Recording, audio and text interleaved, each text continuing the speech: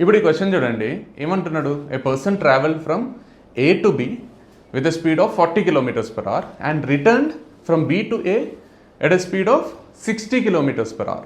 Find his average speed అంటున్నారు. పోయేటప్పుడు 40 పోయిండు, వచ్చేటప్పుడు 60 వస్తున్నాడు. యావరేజ్ స్పీడ్ ఎంత అంటే చాలామంది ఈ రోజు కూడా 40+60/2 చేస్తారు, 100/2 50 అంటారు. అది ఖచ్చితంగా రాంగ్ ఆన్సర్ ఉంటుంది. ఆప్షన్ 1లో ఉంటుంది అది. మరి ఏం చేయాలి? ఈజీ కదా, యావరేజ్ స్పీడ్ అంటున్నాడు. అంటే యావరేజ్ స్పీడ్ అంటే ఏంది? ఎంత దూరం ప్రయాణించిండు, ఎంత సేపట్లో ప్రయాణించిండు తెలిస్తే యావరేజ్ స్పీడ్ వస్తుంది.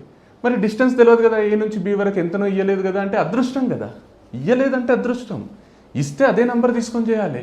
ఇవ్వకపోతే ఏ నంబర్ పడితే నంబర్ తీసుకొని చేయొచ్చు. కానీ ఇక్కడ లాజిక్ ఏంటంటే మీకు డిస్టెన్స్ ఇవ్వలేదు కాబట్టి ఏది పడితే తీసుకోరాదు. మనకు నువ్వు నాకు నచ్చాలో ఒక డైలాగ్ ఉంటుంది ఎంఎస్ నారాయణది. అన్న తాగుమన్నావు కదా అని ఏ బ్రాండ్ పడితే ఆ బ్రాండ్ తాగనన్నా, నాకు ఒక బ్రాండ్ ఉంటుంది అదే తాగుతా అంటారు. తాగమని చెప్తోంది. ఏదో చిన్నపిల్ల తాగమని కదా, ఏ బ్రాండ్ పడితే ఆ బ్రాండ్ తాగేస్తానంట అన్నయ్య. ఇది సేమ్ అట్లాంటిదే. వాళ్ళు తీసుకోమన్నారు కదా, లేదా ఫ్రీడమ్ ఇచ్చిండ్రు కదా అని ఏ నెంబర్ పడితే నంబర్ తీసుకోకండి. ఇక్కడ స్పీడ్ లెంత్ ఇచ్చిండ్రు, పోయేటప్పుడు 40 km/h, వచ్చేటప్పుడు 60తో వచ్చిండు కదా. అంటే 40కి 60కి సెట్ అయ్యే నెంబర్ తీసుకోండి. అంటే మీరు తీసుకునే నెంబర్లో 40 కట్ కావాలి, 60 కట్ కావాలి. అట్లాంటి నెంబర్ తీసుకుంటే క్యాలిక్యులేషన్ ఈజీ అయిపోతుంది. సింపుల్గా 40 60లో పెద్ద నెంబర్ ఏది? 60 తీసుకోండి. కానీ 60 40లో పోదు కదా, కాబట్టి 60 కాదు. 60ని డబుల్ చేసి చూడండి ఎంత? 120. 120 40లో పోతుంది, 60లో పోతుంది. అంటే ఏ నుంచి బికి డిస్టెన్స్ 120. ఆయన పోయేటప్పుడు 120 పోయిండు, వచ్చేటప్పుడు 120 వచ్చిండు. అంటే మొత్తం డిస్టెన్స్ ఎంత కవర్ చేసిండు ఆయన? 240.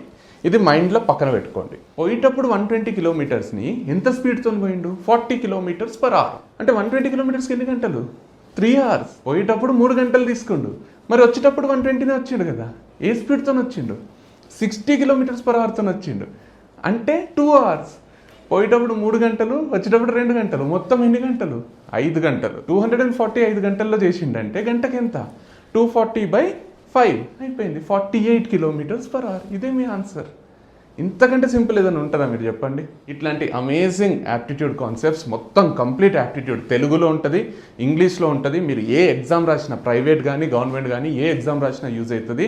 అంత మైండ్ బ్లోయింగ్ ఉంటుంది కోర్సు.